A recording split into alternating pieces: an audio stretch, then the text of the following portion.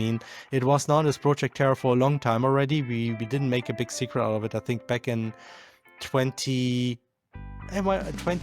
or 22, I think 2022.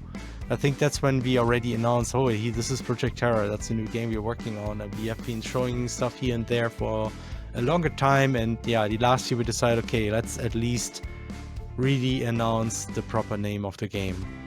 And then we just did it. And yeah, that's we could have done it earlier too, but I think it was good to wait because now the game's already in pretty good shape.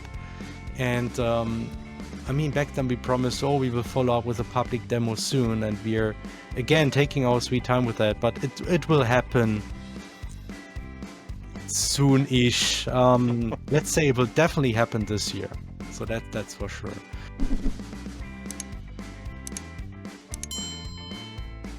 Anyone can follow the main quest. It takes real commitment to get lost, distracted, and somehow still end up saving the world. Welcome to Side Quests and Save Points, the podcast where side quests just aren't detours, they're the whole damn journey. We're here for the moments you stumble across by accident, the games you never meant to sink 200 hours into, and the people that make getting lost feel like the real adventure themselves. Today's guest is a perfect fit for that spirit. Felix Klein, co-founder of Radical Fish Games and one of the minds behind CrossCode, a game so good at side quests it will make you forget the main story has to be finished in the first place. The game knows a thing or two about tight designs, awesome OST, and pixel art that really hits you right in the nostalgic feels. So grab a drink, clear a few shots from your inventory and settle in, because just like a good RPG, you never know where this side quest is going to take you. So welcome to your save point. Let's dive into this side quest. Welcome, Felix. Thank you for taking the time out of your day. It really, really means a lot. How are you doing today? I'm doing pretty fine. Yeah, like a lot of stuff done this week, but now there's the Easter holiday actually starting here in Germany. So I'm actually just going on a vacation starting tomorrow for like a few days. Oh, nice. First vacation since a long time, I think. Leaving the country, or are you traveling in country? Actually leaving the country for once. Yeah. Just very nice. It will be a short trip, but yeah. Hey, any short trip's a good trip. You never know what you're going to find. Yeah. So I'd like to start off this interview, if you want to call it that, this little podcast. A little segment I've stolen from a set of YouTube videos by Livewire. They get guests on and they bring up their Wikipedia page and play a little bit of truth or fiction. So I'm going to read out some little snippets of the Wikipedia page for CrossCode, and you can tell me how accurate they are, and maybe we can correct some mistakes if there are any in there. All right. So it has just the basic thing in. CrossCode is a 2018 action role-playing game developed by Radical Fish Games and published by Deck 13. Yeah, that's correct, pretty much. Yep. I mean, it was released in 2018 and has been early access since 2015. But yeah, for most people, the full release is the more important date. Yep, and then we've got the second bit here is the game's development began in 2011 and was introduced as a crowd-funded project on Indiegogo, followed which a 3-year-long early access beta phase. That is correct. Yes, we started early access in 2015. So, and yeah, if you do the math, that's 3 years. In fact, it's 3.5 years, I would say. So it was very long early access. 2 for 2 so far. They're doing well. So the next bit here, it says that in February 2015, it was introduced as the Indiegogo project, like we just said, seeking 80,000 euros alongside a web-based demo version, which is what the Wikipedia page attributes the success of the Indiegogo project is the web-based demo version. Do you feel that's accurate? Oh, that's very hard to say, honestly. I think the demo definitely helped, but I would say to run a successful crowdfunding campaign, there's a lot of factors that go into play there. We did do a lot of marketing. We really tried hard to reach out to press and Let's Players, even though we didn't have a lot of success, but we did go to all kind of forums because people were still using more forums back then in 2015, I would say. Yep. And yeah, we also did have connections to some somewhat larger German communities, specifically since we all come from the German RPG Maker community. And I think those connections also helped quite a bit for things to get started a bit quicker. Yeah, but yeah, I would say the demo definitely helped. I'm not sure it was like the deciding factor. The next little snippet I've got here says the ball throwing mechanic was taken from Yoshi's Island, whilst questing and exploring were inspired by games such as Xenoblade, but to prevent it from being a clone, you try to look at them from a game designer perspective to not completely copy their mechanics. So those statements pretty accurate in terms of the games you got the inspirations from.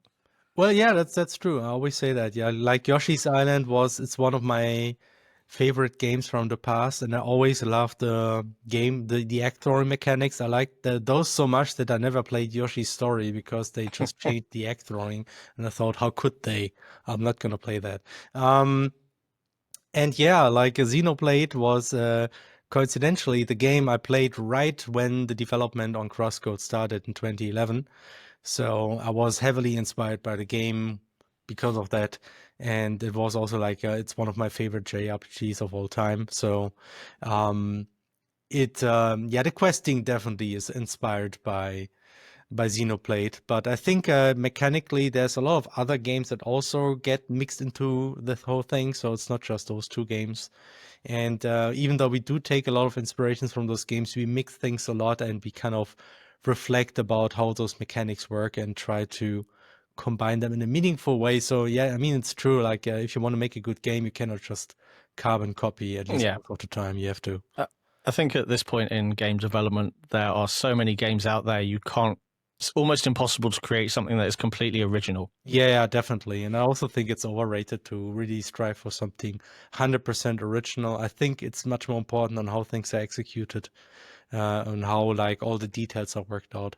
I think that really makes a big difference, right next to an original idea, I think.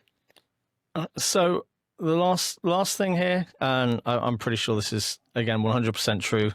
We've hit this one out the park. It seems to have got everything right. The game won the award for most fulfilling community-funded game at the SXSW Gaming Awards, though it hasn't stated what year that was. That would have been 2019. At least that's the year when, ironically, we haven't even been at South by Southwest at that year. Funnily enough, we were there in 2015 around the time of the crowdfunding. Then we were at South by Southwest and we actually presented the game in some kind of indie booth. Yeah, in 2019, we actually visited Game Developer Conference, which kind of overlapped in a way or was close enough that we couldn't afford to visit South by Southwest.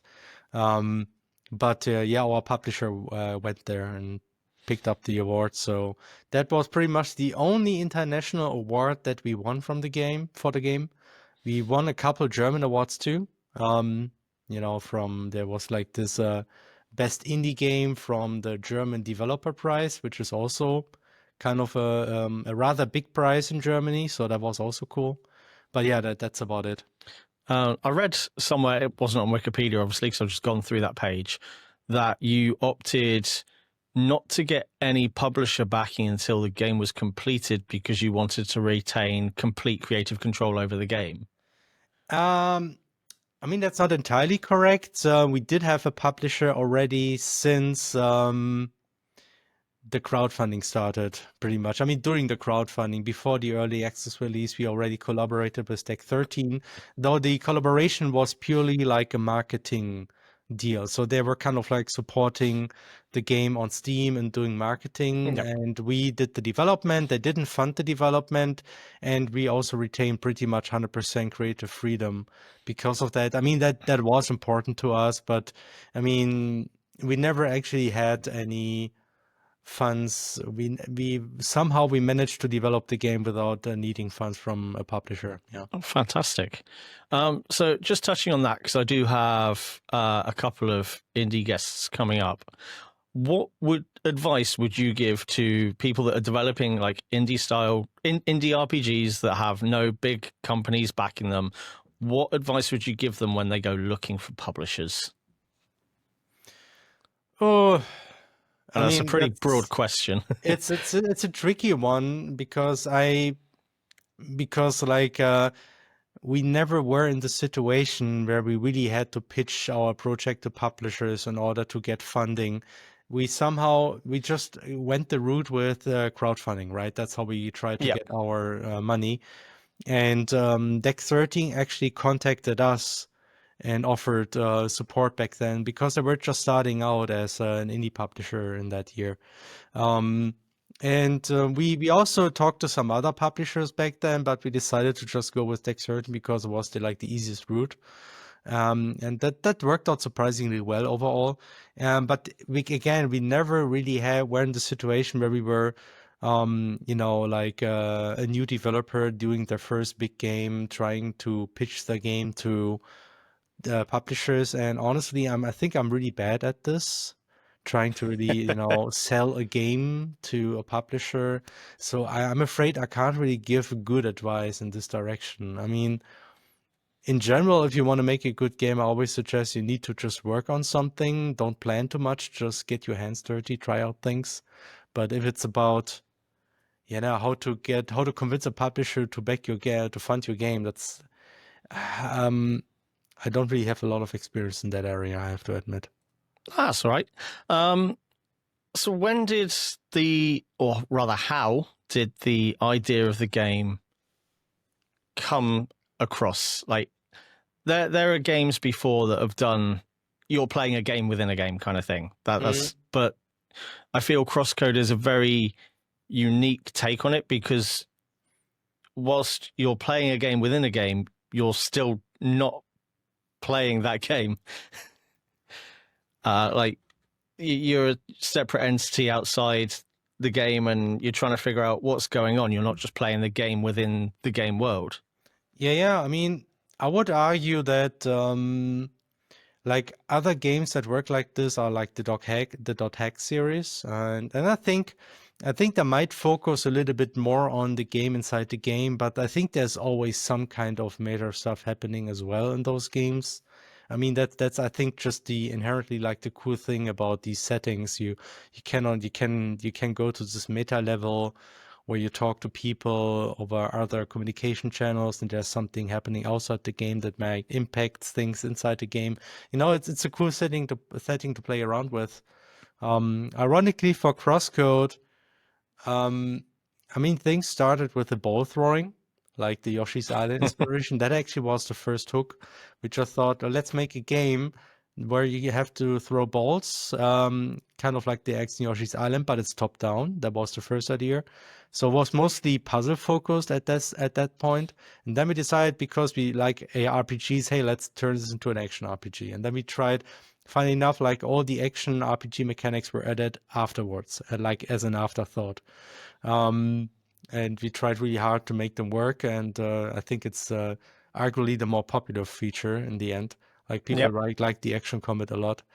And the whole story was just built on top of this. So we kind of asked the question, like, considering you have this kind of setting where you just throw around balls to solve puzzles, where would this make sense?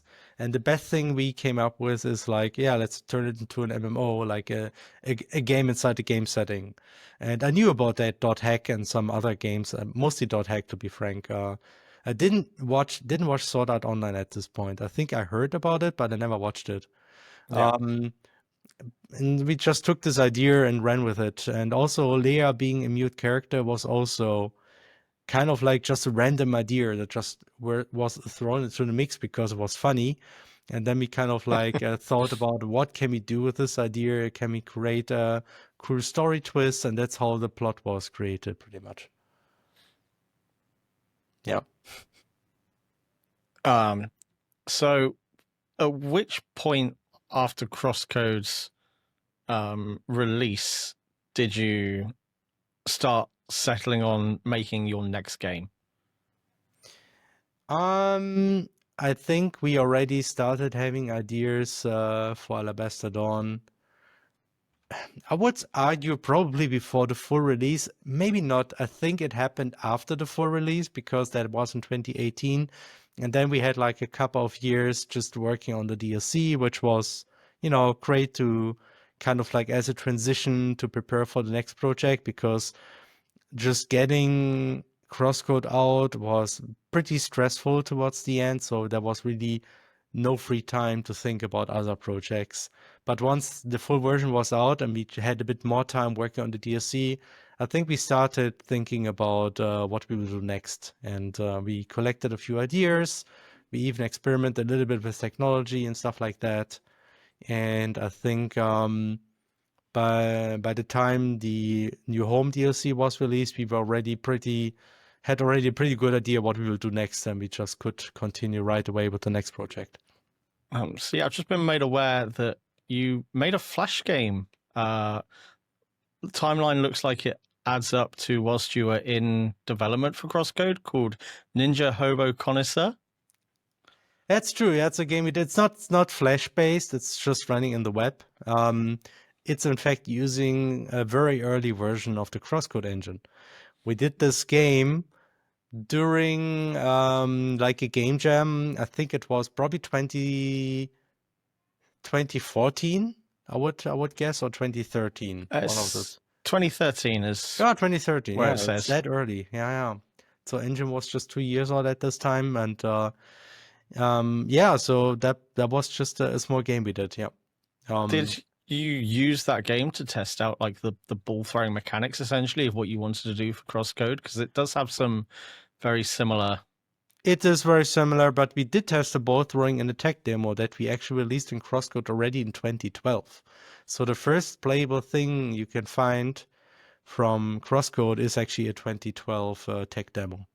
That was just released 1 year after we started working on the whole thing. I think it was end of 2012. And that was a very, very minimalistic thing. It didn't have any dialogue. I think it just had the ball throwing. It didn't even have melee combat back then. That was actually not, it was just fighting through something that's kind of close to the cargo hold level in the beginning of the game. Oh, nice. So obviously no one pre-release, no one knows how popular their games are going to be. That there's no way of like for definite telling. When CrossCode became as popular as it has been, almost like an underground cult hit, as it were, was there any thoughts to make a direct sequel to it, as opposed to going down the route of a brand new game like you've done with Alabaster Dawn? Somehow never. I mean, you need to understand that we worked on this game for a very, very long time. Like in total, almost 10 years. We started in 2011, and I think the DLC was released in 2020 or something. We worked a lot with the setting, and I was kind of done with MMO settings at that point, because there's a lot of cool stuff you can do with this, but there's also a lot of stuff which kind of makes it tricky to do really cool plots, in my opinion, without bending logic and doing weird things that really don't make sense. There's always this inherent problem: if you're inside a game, it's just a game. So what if? I mean, you cannot die. It's like it's all virtual. It's kind of like hard to get these kind of stakes, to raise the stakes in a way that it really feels like a really dangerous situation, things like that. It's difficult to do this in an MMO setting, and that's why I wasn't that interested in doing a sequel. To be frank, almost all the time. I mean, even when it was clear that CrossCode is a big success, we kind of wanted to, I think pretty much all on the team wanted to work on something different, really. And a new home released in 2021, so that's a full 10 years on that game. It is. Dang. Yeah, it was 10 years. Jeez. Yep. Oh boy. Yeah. Something I forgot to ask at the beginning. How did you come up with the name Radical Fish Games for your studio?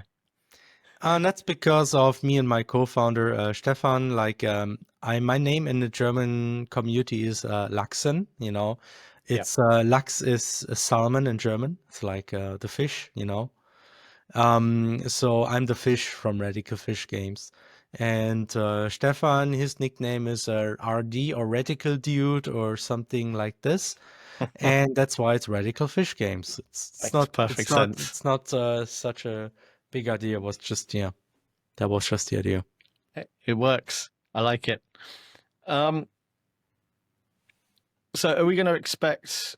I mean, I've seen some of the gameplay videos and the still shots from Alabaster Dawn. Is the combat going to be very similar to CrossCode, or is it going to be more? Are there going to be more mechanics to it than just the melee and the ball throwing, or have you just refined that combat more? I would argue it's like an evolution of the CrossCode combat, though there's like a number of new features. It is, I would argue, a bit more complex because one of the first things we decided to do with Alabaster Dawn is to have multiple weapons and also weapon combo trees. So you do not only have like your standard attack combo. You can do stuff like you can hold the attack button to do a charge attack. You can wait inside your attack combo to kind of like do a delayed attack combo, which is more fancy. You can also do stuff like after you parry an attack, you can follow up with like a special attack. And there's something called the backdash attacks where you have to dash in a certain way and then attack, and then you do like a more like a thrust-based attack. So there's a whole lot more stuff you can actually do. And there's still something like the combat arts and CrossCode as well. So we have those two, but it's like an additional thing now. And yeah, just having multiple weapons that you can swap out already increase the complexity as well, because the weapons they all play like a little bit different. To be frank, they're not 100% different. We kind of like wanted to make sure that people can easily switch weapons without having to invest we didn't want people to really learn a weapon. So like every time they change a weapon, they have to play a different game. Like that was because the way our game is designed is you actually have to use all the weapons. So it's not like you pick your weapon and then you just run the game with it. No, you got to use all of them. It's just designed that way. And we do this by, again, having elements. And the big idea is that you can assign weapons to your elements. And then switching elements will also switch your weapons. And you kind of like, you can choose which weapon to combine with which element. So that's really pretty much up to you. But essentially, you kind of like switch out your elements and your weapons, and you need to attack, just use both of those depending on the enemy or whatever. Like there's always certain advantages of using certain weapons or certain elements. Similar to like in CrossCode, because CrossCode, again, you had like your 4 elements and neutral, and switching elements was very often important to just use the use vulnerabilities of the enemies, things like that. And Alabaster Dawn takes the same idea, just makes it a bit more complex. Very nice. So with regards to, we're just talking about combat, the circuit system that you've got in CrossCode, very similar to the traditional skill trees. What made you decide that you were going to have like 2 branches to each circuit that you would be able to freely swap between? What was sort of the mindset behind that instead of locking people into a choice? I think it was, I'm personally like the special attacks were part of a skill tree, and I wanted to give people an option to at least easily switch out the special attacks. Because it's something where it's really hard to tell which one is right for you, and having to reskill your skill tree depending without even knowing what the attack properly does, without having tried it, it kind of felt like a little bit too restricting. So I wanted to have a skill tree, but I also wanted to allow people to quickly switch out at least those branches where there's like the combat arts. That was pretty much the idea here. That's why we did it, I think. s- just sorry, excuse me. Just had something looked up that the time has absolutely surprised me. I don't know if you've just seen it pop up. The speed run. Yeah, 1 Yeah, hour yeah. 9 minutes for a speedrun world record of CrossCode. Yeah, speed I running. think Yeah. it took me longer than that to get to Rookie Harbor. Yeah, I mean, what they're doing in the speedruns is insane because there's a whole lot of weird glitches. Essentially, they managed to play through the game with Shizuka. Don't ask, like, somehow they managed to do that. I think I'm not sure if that's still one of the most effective strategies, but things they're doing is they're kind of playing the game using a glitch to kind of mix save states. They're kind of like playing the game, then they save, and then they start a new game and kind of mix in the play state they've been playing before. There's a way to do that. And that's how you can somehow get Shizuka into the real game. And Wow. Shizuka's way overpowered, so it helps you to just bash through enemies. And that you use all kind of crazy glitches to just skip certain parts. So yeah, that it is possible to beat the game in that time. It's quite insane. I think it's with glitches, right? Yeah, with glitches. There's not a glitchless entry apparently. And 1 hour 3 minutes to do the all dungeon bracket apparently.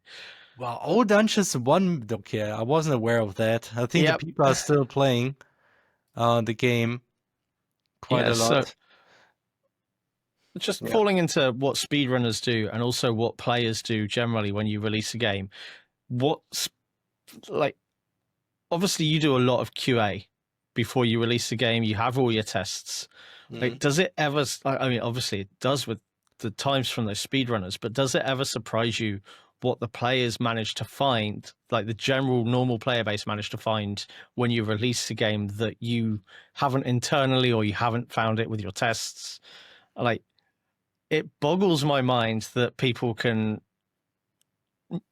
organically work out how to do this sort of stuff to get a game complete in 1 hour and 9 minutes. I mean, it's always insane to see what speedrunners in particular can do.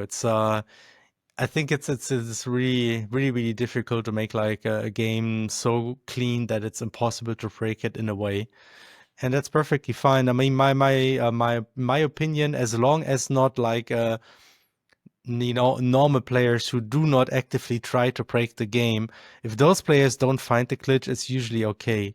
So if speedrunners who work really hard and need like a long time to find most of these issues, if they do find crazy stuff, that's totally fine. It's really just about what the average player will find. Yeah. And it's still impressive and always like mind-boggling what they find. I mean, at some point they managed to figure out that if you have a bomb in one screen and then just as it explodes in that frame you leave the map, it will hit something on the next frame too. And they use that for a lot of strategies as well. I saw that doing one speed run. I was like, oh man, I didn't know they could do that too. There's a lot of stuff like this, yeah. Just still, like, the fact that these people think of these steps to be able to figure that out is still blows my mind. So relatively, and correct me if I'm wrong here because I haven't fully completed CrossCode, but what appears to be a new mechanic to Alabaster Dawn is the crafting. Is that crafting done by the player, or is it sort of crafted like in CrossCode with the vendors, whilst you give them the ingredients and they give you the item back? I mean, it's the crafting in Alabaster Dawn, I would argue, is similar to the trading you had in CrossCode. The big difference being that in CrossCode, you mostly had like traders throughout the world where you can trade small items here and there. And the crafting in Alabaster Dawn will be more focused on a few points where you can do that. Because honestly, some people enjoyed it, but a lot of people were mostly annoyed that they had to search all over the world to find like the right offer that they were looking for. So it was like a little bit too, too tricky to do that. So I would say it's similar what we are doing in that regard. Something that's new in Alabaster Dawn, I would say, is the way equipment works. Since the weapons are like a big mechanic, you cannot really just buy weapons. You just get those weapons and you can kind of enhance them using gems. So rather than equipping a new weapon, you just change the gems in your weapon. And we kind of made sure, because one thing we realized with CrossCode, we just had like 5 pieces of equipment, Yep. and you couldn't only give out so many meaningful rewards without be doing stuff that might be redundant, or people didn't know what to do with this, because you can give out a few weapons and then that's all the weapons you have. You can give out a few pieces of equipment. That's really not a lot of meaningful rewards, and that's why at some point we just had to give out trading items, and people were always a little bit disappointed in that. So when we started Alabaster Dawn, we kind of tried to figure out what would be more items that people are really excited about. So one idea was simply, okay, rather than just having 5 equipment items, let's make more slots. So now there's more like 15 to 20 slots where you can equip in stuff. It increases over time. So the beginning is not that much, but over time it gets more and more. And then also combat arts are actually not linked to skill tree this time. They will also be linked to items. And I think that's a pretty cool concept, that you can actually find new combat arts, new special skills. And I think that that's a pretty cool reward. Kind of like you have like something new to try out and something that might be exactly what you're looking for. And so that's pretty much what we did. So kind of trying to figure out more cool rewards, and then that's what we did. Nice. So you dropped the release trailer late last year, August, I believe, for Alabaster Dawn. What was the process up to that point? At what point do you decide during game development you're ready to announce it publicly? Honestly, we took our sweet time with this. The thing is, the game is in production, has been in production for quite a while now. And it's not a big secret. We are kind of, the development is supported by the German government. They handed out a grant. At some point, they decided they want to support game developers. So we applied for this grant and got one, first for the prototype and then for the actual production of the game. And that production is supposed to end this year. But it's really hard for us. We kind of underestimated again the amount of workload it was to do this game, or we kind of like got distracted too much, trying too hard to make things the best way possible. I mean, it was kind of like a combination of this. And that's why it took us longer than expected. But since we, at the very least, we had to announce the final title of the game. I mean, it was known as Project Terra for a long time already. We didn't make a big secret out of it. I think back in 21 or 22, I think 2022. I think that's when we already announced, oh, this is Project Terra. That's a new game we're working on. And we have been showing stuff here and there for a longer time. And yeah, the last year we decided, okay, let's at least really announce the proper name of the game. And I mean, it was known as Project Terra for a long time already. We didn't make a big secret out of it. I think back in 21 or 22, I think 2022. I think that's when we already announced, oh, this is Project Terra. That's a new game we're working on. And we have been showing stuff here and there for a longer time. And yeah, the last year we decided, okay, let's at least really announce the proper name of the game. And then we just did it. And yeah, that's we could have done it earlier too, but I think it was good to wait, because now the game's already in pretty good shape. And I mean, back then we promised, oh, we will follow up with a public demo soon, and we're again taking our sweet time with that. But it will happen soon-ish. Let's say it will definitely happen this year. So that's for sure. Things might become faster at some point, but it's kind of like this. And also you get better at stuff, you get faster at stuff, but you also try to make better stuff, because you want to become better, and doing better stuff actually takes longer. And if you overdo it, then yeah, it takes a lot longer. And I think that's what happened with Alabaster Dawn. We really we Nothing did. wrong with making things better. Yeah, I mean, people wonder what's happening with the games like um, a Silk Song. Why does it take so long to release? And I would bet it's maybe a similar effect where they kind of like became too perfectionistic, or like they do probably have all the money they need, so they probably have no financial pressure. And these kind of combinations, being perfectionistic about your game and not having financial pressure, you can develop for a long, long time if you're in this situation. And that doesn't mean the game will be horrible. It's just it will take a long time. Probably will be very good if it's ever if it comes out. Yeah. So I've noticed a trend. Whether I'm just late on it is a different question entirely. With things like Indiegogo, Kickstarter, there is quite a lot of indie developed RPG games, indie games in general, that are getting a lot more light of day, sometimes even becoming more popular than AAA games. A prime example, although it wasn't funded, just because of the medium that it was put out in, some streamer, big name streamer, I can't remember his name for the life of me, streamed Among Us once, and then it blew up. This wouldn't have been the case maybe 20 years ago, when everything was still console based. PC wasn't really a gaming platform back then. How is the state of the realm, as it were, for indie developers, like people just starting out, people like yourselves that are onto their second game, people like Toby who's developing Undertale, and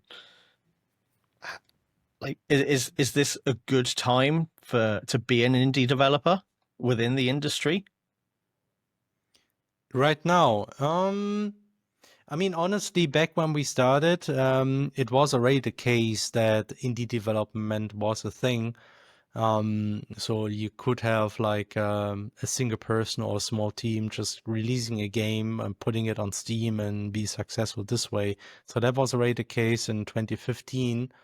And that's why we started really taking the whole thing seriously. Now, you get like the impression, obviously, there's a whole lot of games, right? There's more and more games now. There's a lot of shovelware from what I understand, like people just putting like low effort stuff on Steam.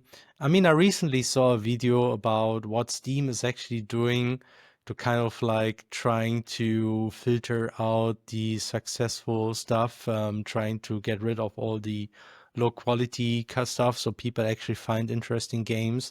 And it's kind of impressive in how they actually manage to weed out the bad stuff. And apparently there's more and more successful games on Steam, which are honestly just games that people worked hard on. But despite all of that, there's just a lot of games, and I think things might be more competitive now. So I mean, I would argue it's still possible to be successful, but I mean, even back in 2015, there was no guarantee, and obviously there's never a guarantee for this. To be frank, if you want to, I think people work on games that I mean, I would argue most successful indie developers don't go into it because they want to get rich. They mostly just have this kind of dream. For first, they enjoy just making games, and second, they kind of wish they could do it in a way that's financially stable, so they can just do it as their main thing. And with this kind of mindset, I would argue you can definitely still try to do that. It's just you have to be aware that there's definitely no guarantee, and you kind of like need to be careful on how much you are betting on being successful as a game.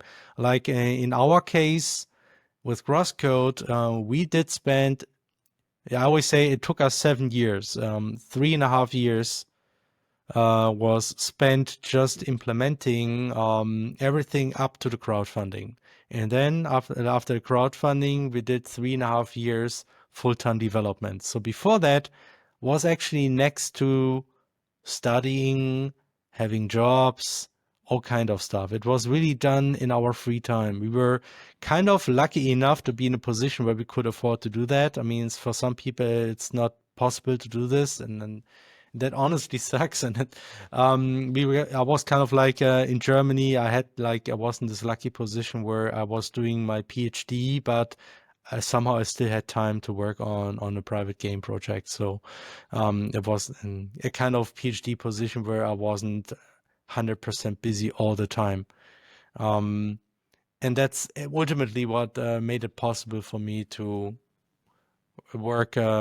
develop this early prototype. And if people have the opportunity to do this kind of thing, then they can definitely try to do this. And now that in Germany, there's more and more ways to support projects like this. There's from the state side, there's like grants you can get for small projects. On the state side, there's also there's still this grant, but they actually kind of changed the budget limits. So you actually need fairly large projects to actually get any grants, and then you need to have the other part of the budget yourself, which isn't really feasible. So anyway, there is ways to kind of like kick off development. It doesn't have to be crowdfunding, and it doesn't have to be entirely based on publishers either. And in that way, it might be even easier than back then, honestly. Because, I mean, especially in Germany, back then you didn't even have Kickstarter in Germany. You only had Indiegogo, which isn't really the preferable platform when it comes to crowdfunding for indie games. And you do have funding opportunities. I think in other countries the situation might look different, but I would argue it's definitely still possible. So was it the kick that crowdfunding that allowed you to transition to that full-time development? Was it the financial gain from that allowed you to do that? It was definitely the big push. Like once we had the crowdfunding finished, there was like this feeling of responsibility. Okay, we just got 90,000 euro from all kind of people, and they're expecting something from it. So we're gonna take this serious, and then we started full time. I mean, that was the plan if things work out. What made the whole thing sustainable was actually the early access of CrossCode. So without early access, CrossCode wouldn't have ended up the way it is. And I mean, I saw this mentioned in the chat here. We do plan to do the same for Alabaster Dawn. We will also release the game as an early access title first, and then use early access to really complete the content of the game. Because since the game is, again, as ambitious as it is, it's really hard to do it without early access for us. Yeah. There is quite a lot of, I'm not going to say negativity, I'll say more skepticism about games that are primarily using early access as an excuse to fund their game, and it stays in early access for years and years and years. At what point do you think that becomes like too far? I mean, obviously it's going to depend on the scale of the game and what type of game it is, but when it's the actual early access that is funding the game development itself, as opposed to going down a crowdfunding route, which is primarily what that is used for, like what do you think the pros and cons of that for the game studio is, not only internally but from a publicity point of view?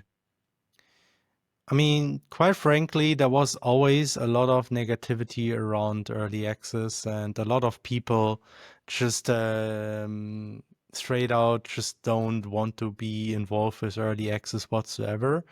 I personally think a lot of games use early access for what you described as a way to fund the development of the game. And I think, honestly, I feel what else would be early access used for than that? I mean, if you want to test your game, you can do free betas.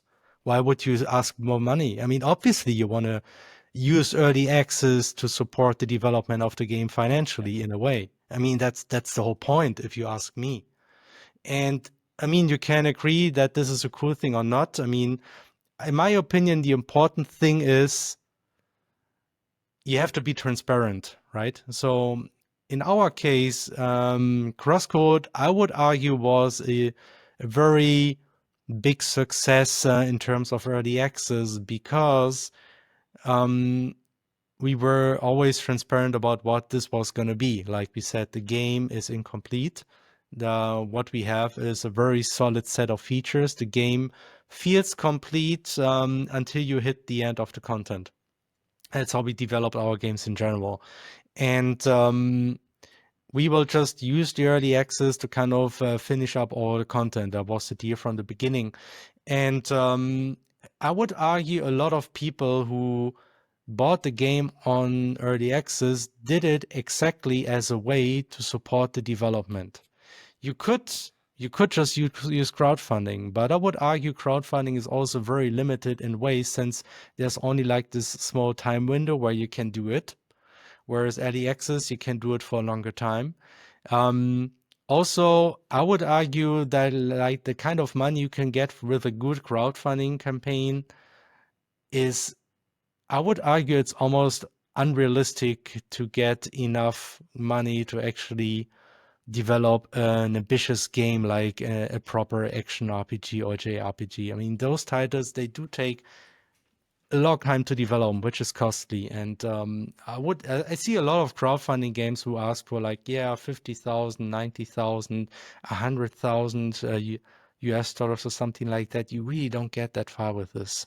No. Unless you're like a single developer who's just working himself to the like with the lowest amount of money possible. So there might be a way to finish it, but it's not realistic. And I think what happens is people just ask for way too less money just because they think it's realistic. Otherwise, you cannot ask. You cannot just make a crowdfunding for 300,000. It's would probably not work unless you are like an exceptionally successful case. So people ask for really little money, and yeah, so try to finish the game with this. It's really hard. So and that's why I think early access can be a lot more effective in that sense, in that it can give you a way for more people to support development over time if they like the game and it speaks around. And the other important thing is you just need to keep people updated. So we did try to make regular updates for CrossCode. Those got slower towards the end of early access, but we always try to be transparent about what's happening, what we are working on. And ultimately, the thing is, we actually delayed the release for CrossCode 6 times in total. We were planning to release the game 1 year after we started early access. And then we delayed it again and again and again and again. And what is surprising, the far majority, what everybody said is, that's cool, take your time. The most important thing is the game will be good in the end. That's what really, I would argue 99% of the people said. There was just a few people who complained about us delaying the game over and over again. I think the important thing is they need to see that you're working on stuff, that you're making progress. There's more stuff added. You can see, okay, the content is getting longer, but it just takes longer than expected. And we did this for 3.5 years. And in the end, people were, I would argue, very happy with the end result. And that's why I think we will likely be able to do this again with Alabaster Dawn. Obviously, I'm hoping for a shorter early access, but I don't want to. And we also will have a longer game when the early access starts, because CrossCode was really, really short when we started early access. It was a playtime of maybe an hour or two. Imagine that, 1 hour or two, and then it grew into a 40-hour game during early access. That's what we did. When you entered early access with CrossCode, how did player feedback and criticism and praise change what you had plans for it into the final product? Like, how much of your vision for that game changed due to player feedback? I would say a lot of quality of life stuff was kind of added as we got feedback. Also, some small things like I think that happened during early access too, but in the beginning of the game, you were always pushed out on edges and you were tend to fall down. And at some point, we got the idea, people complain about it, maybe you should just push them in again so they're less likely to fall down.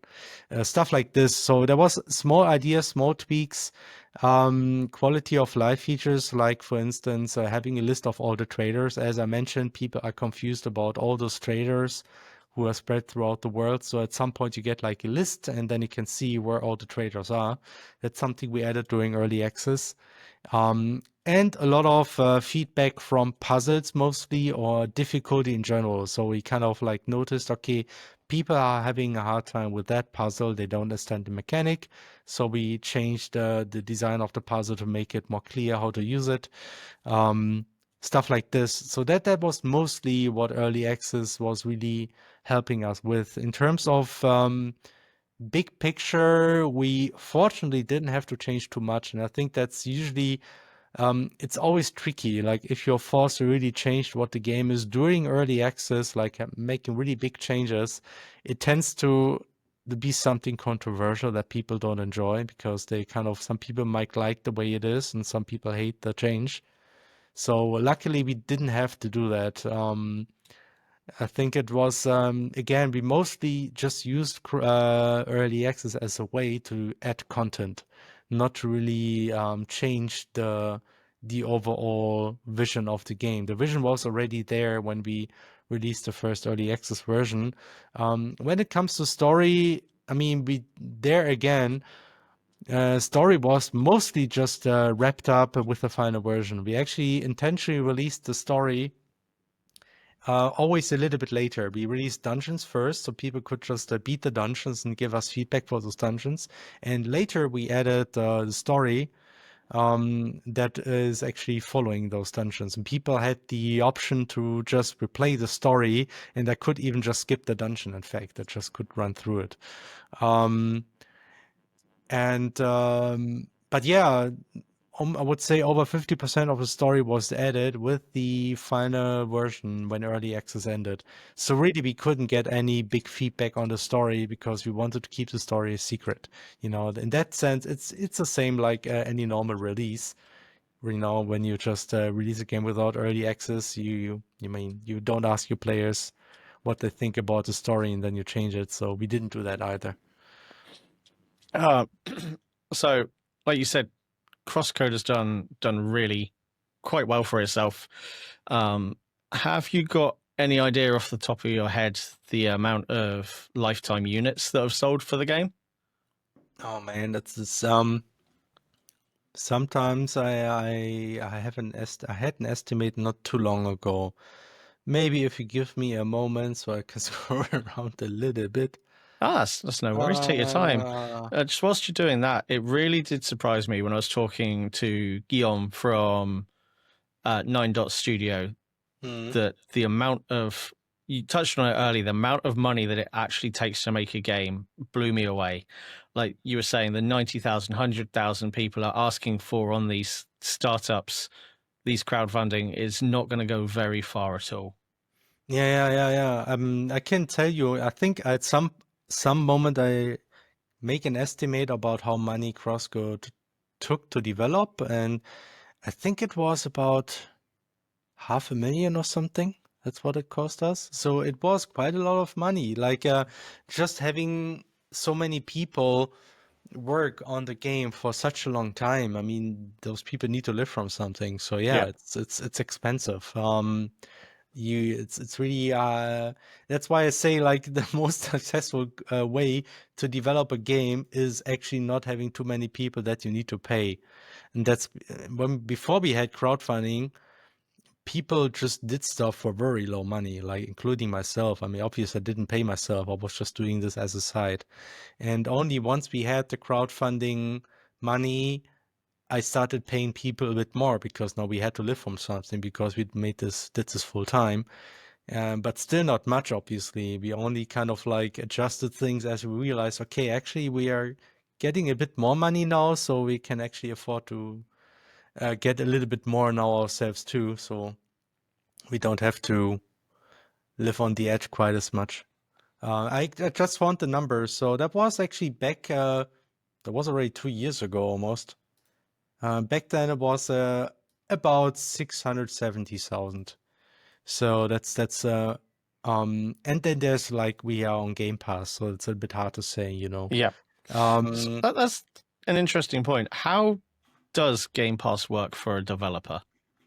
I mean, Microsoft gives you a cool deal and you got a whole lot of money, and then the game's on Game Pass. So usually when you get this deal, it's hard to say no. Is it like a bulk payment for an X amount of time? Is that how that works? I think, yeah. I think you kind of like decide the amount of time, and then you get this amount of money, and then that's it. The funny thing is, even though we are on Game Pass, the game still sells on other platforms. It's not like those people will not buy the game anymore. So that was definitely like a good thing for us when we got this offer. And just like any good RPG, we've barely scratched the surface. That's it for part 1 of this side quest, but don't go wandering off. We've still got some crafting systems to break, some dev tools to overcomplicate, and pixel-perfect nostalgia to unpack. So hit that next episode like it owes you XP, and I'll see you at the next save point.